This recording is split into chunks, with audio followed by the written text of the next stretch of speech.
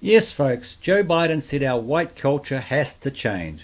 But first, aren't you getting sick and tired of hearing the words hate and racism in our media on a daily basis?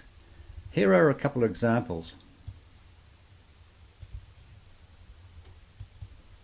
Tonight on One News, Facebook getting lots of likes for taking a stand against hate. Facebook getting lots of likes for taking a stand against hate.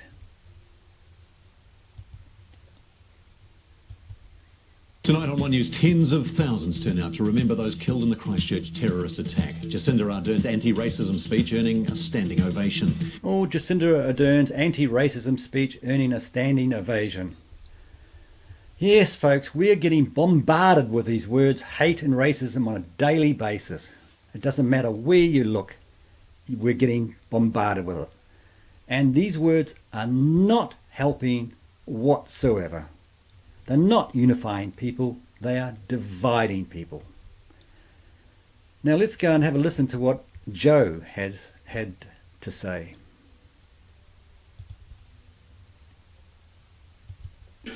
I realize I get a little too passionate about this sometimes, but we all have an obligation to do nothing less than change the culture in this country.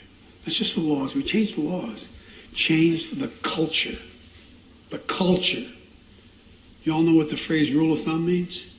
Where it's derived from? In English common law, not codification law, common law.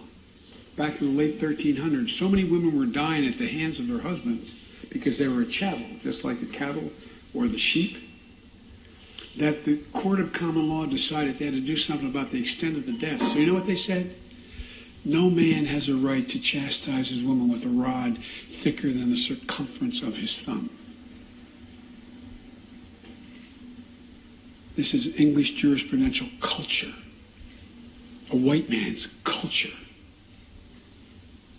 It's got to change. It's got to change. Oh, those words are absolutely appalling, Joe. Absolutely. And you may have noticed, Joe, that we're not living in the 1300s anymore. We have changed. We're now delivering wealth and freedom, not just for America, around the world. Now, I find those words very offensive indeed. You're insulting a whole race of people just because of the colour of their skin or because of their culture. And you're actually telling children that they should be ashamed of being white. That is absolutely appalling. And you expect people to vote for you after you've insulted them like that?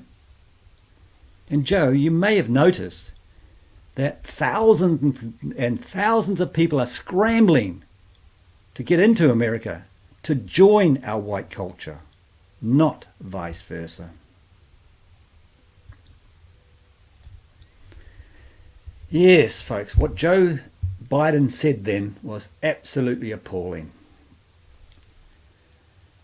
But what gets me is this. Well, this is the question I ask. When did it become a sin to be white?